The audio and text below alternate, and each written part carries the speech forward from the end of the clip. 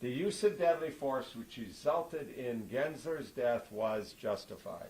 Acting Sergeant 1 and Officer 1 were justified at shooting at Gensler in self-defense. Officer 1 was justified in defense of others, and both Acting Sergeant 1 and Officer 1 in using force in law enforcement. As a result, no charges will be filed against either Acting Sergeant 1 or Officer 1 involved in the incident at Ho'okipa Housing on December 28, 2020.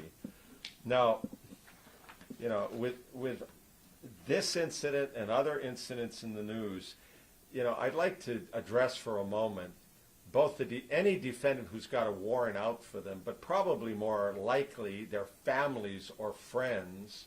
I don't know how many of these fugitives are going to be watching the news, no offense.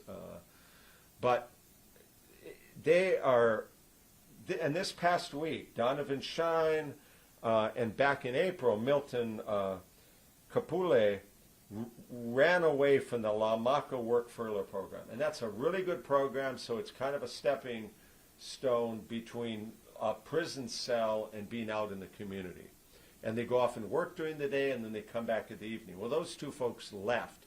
But when they were arrested, they didn't try to kill the police officers who were arresting them. And because of that, they're still alive.